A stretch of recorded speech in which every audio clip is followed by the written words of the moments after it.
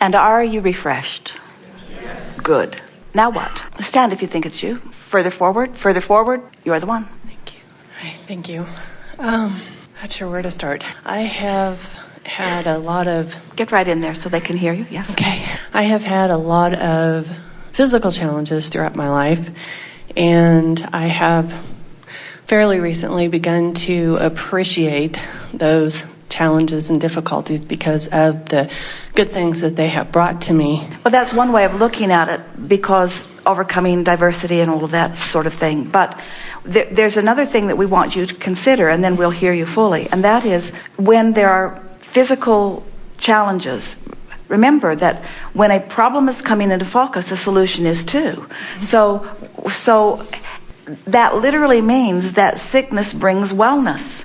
But sickness, that you continue to look at sickness, brings more wellness goes into the vortex. But you look at the sickness, so it gets more sickness, more wellness goes into the vortex. But you're looking at the sickness, so you get more sickness.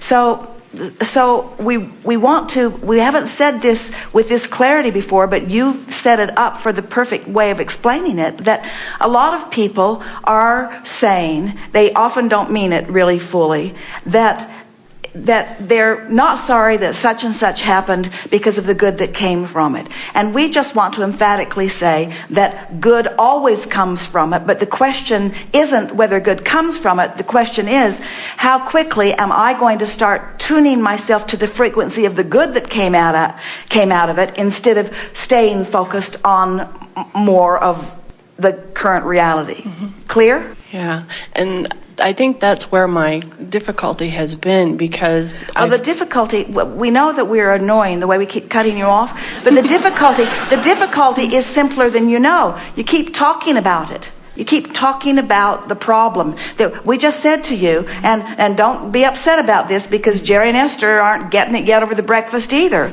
And we know that the reality is compelling, and it seems like that's where the tests are, that's where the doctors are, that's where your physical reality is. We get it, but you have to play that down, play that down, play that down. So if we, who know very well what you've put into your vortex, if we allow you, if we encourage you at all to continue the conversation the way it's going, we don't serve you at all. We have to say to you, stop talking about that. Stop talking about that and talk about this. You see, now's a good time to start. It's not as interesting yet, and you're not as practiced, and there's a lot more details and a lot more trauma around all of that, but really. So how do I picture myself well and without any ailments, without acknowledging that I have had those? Well, every subject is two subjects. So it's a matter of gradually, through practicing the end of it that feels better. And do you believe us at all? Do you believe that when you're experiencing sickness, that you're asking for wellness and that the wellness is queued up? Yes. So what's hard to talk about that? In other words, we don't get why it's hard. When you could as easily talk about wellness as sickness, why not talk about wellness? You did a little bit. You said, I can accept that some good has come out of it, but do you really believe it? Do you really, do you believe it? Do you believe, here's a good way of putting it. Do you ever hear someone say, oh, I've been well for so long and there are a lot of sick people, so I think I'm going to be sick for a while to allow sick people to be weller? You don't ever say that, do you? Because you don't think that there's this pile of wellness that you've been pigging out on and depriving others. And so that's one way of looking at this. And we want to convince you that, do you believe that you are a vibrational being? And do you believe that as a vibrational being that you can focus on wanted or unwanted? Yes. So what is this insatiable appetite, and it's not just yours, almost all humans have it, of wanting to explain what is? What is the big deal about what is? What's the big deal about what is? Is it, you know what it really is? I'm running around with a whole lot of other humans who have forgotten who they are, that don't remember about the vortex, who have trained themselves away from caring about how they feel, and we are, for the most part, just a big human complaining pity party. Those are the books that sell. You want to get a best-selling book, then dig yourself into a really deep hole and then crawl out. And they'll clap when you crawl out. We're just trying to get your attention a little bit here. We want to convince you that you don't have to tell the story about reality. You can tell the story about vibrational reality. But when you say it's hard, I can't do it, I don't know how to do it, that only means that's because you've practiced the reality story more than the vibrational reality story. Do you know anybody? Have you ever, and we won't tell, have you ever told a fib for so long that you forgot it was a fib? Do you know people who lie really easily? That's what we want from you. We want you to take a departure from reality and train yourself into the improved reality, into the wanted reality. We want you to train yourself. But so many of you have believed that you've got to tell it like it is. And so someone says, how are you? And you don't feel that good. And you feel like you should tell them, well, I really don't feel that good. And they didn't really care. They didn't really mean, how are you? They meant, hi. So just practice as best you can. And so the answer to your question is, how can you practice the better feeling when the reality isn't there yet? And we say, catch yourself at the best moments that you can find and emphasize that to yourself. And do it over and over again. Just find the best feeling moment that you can find and practice it from then. And it is our promise to you. It will get better and better and better and better and better. I may already know the answer to this last question, but I'm involved in several creative endeavors, and I, at one point, was receiving so much inspiration. I was ecstatic. Then I lost my joy for it, and it seemed harder and harder to get into it, and I wasn't sure if it was because I failed to follow through with inspired action, or if maybe that wasn't what I was supposed to be doing. Well, it isn't a matter of something outside of you assigning what you're supposed to be doing.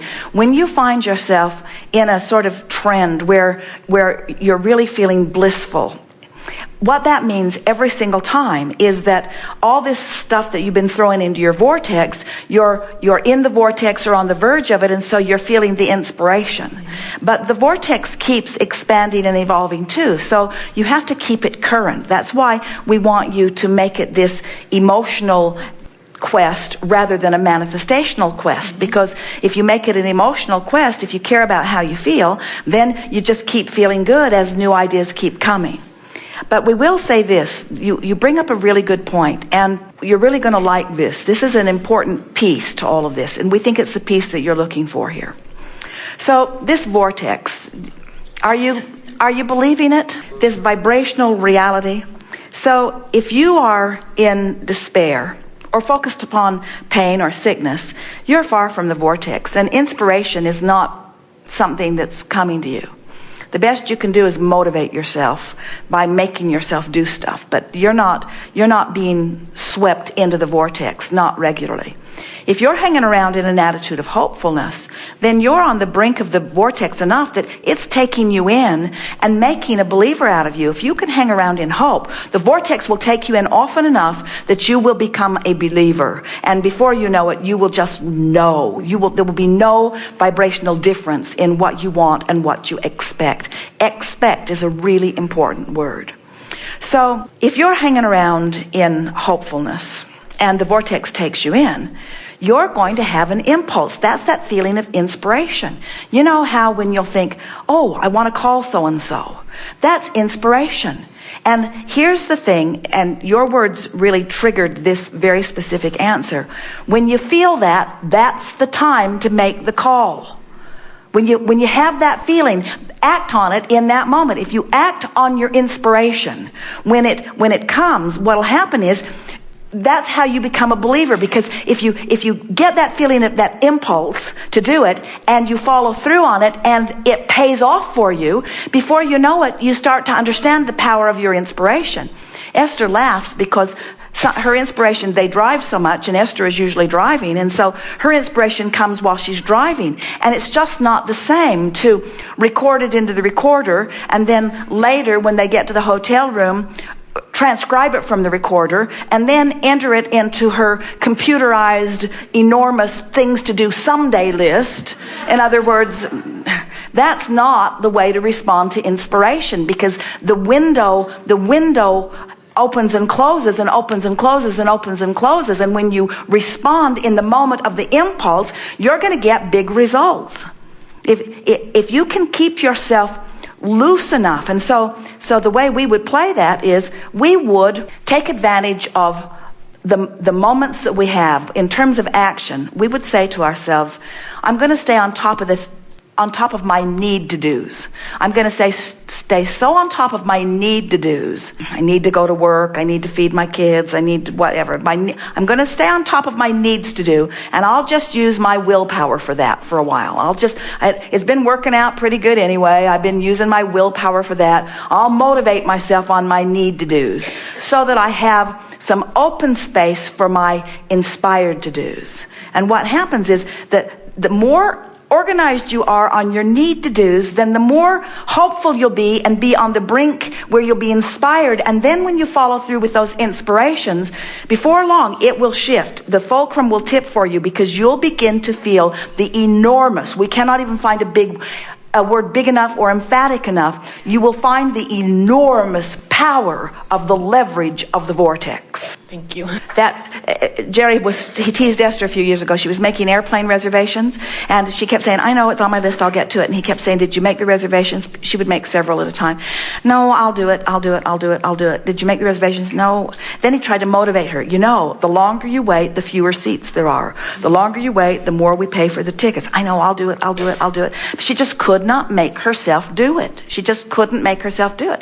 Then all of us forgot about it. Jerry quit harping about it for a minute, and Esther found herself in the vortex relative to some other thing and felt the impulse, the inspiration to make the airline reservations. She went to the telephone, got the one-pass line, a very helpful person, and the person said to her over and over and over again, they were using miles to upgrade to first class and miles to upgrade to first class. The woman would say, I swear, 2 minutes ago these seats weren't here. I swear, 2 minutes ago these seats were not there. I swear, 2 minutes ago these seats were not there. Esther booked 10 flights and got upgraded to first. And when they flew those flights, every flight flew. There were no delays. There was no lost luggage. There were no canceled flights. There was no extra waiting at the connection. In other words, they were inspired. They were inspired flights. So when you get that feeling, act on it. And until you get that feeling, just do what you have to do. Helpful? Very. So we're making a case, aren't we, for understanding the vortex and letting. What would you say our message is to you today? It's simple: get in the vortex somehow, some way. Now, what are we saying even more emphatically? You're in the vortex every single day, no exceptions. You're in there. You're in there. You might not be aware that you're in there, but we want you to start paying attention. We want you to notice that extra lift that you feel. We want you to notice that good feeling that you have. We want you to be aware that you're in the vortex, and then we want you to milk it with everything you've got, to practice the feeling, to practice the vibration, to make it a chronic patterned vibration within you, so that you're hanging around on the verge of or in the vortex so much more of the time. And as you begin to do that, you're going to discover what the true real-time life is, because the universe is now queuing you up with others who are in the vortex. So you're meeting up with those who are ready for you. They're on your wavelength. They are already, law of attraction has sorted them out as a vibrational match to who you are and what you want. Life doesn't just become easier, it becomes blissful, because you feel the power of who you are. And you know, that's what bothers you more than all other things put together about things not turning out right. You know you are a powerful creator, and when you are not exercising your power, something is really, really, really, really off, you see. And then that's what really makes you mad. That's what most of your negative emotion is about. It's that you're not keeping up with who you are. That's the only thing that negative emotion is. Negative emotion is one thing and one thing only. It's your indicator that you're not, in the moment of the negative emotion, keeping up with who you are. And the larger part of you is calling you, making it easy. Now what?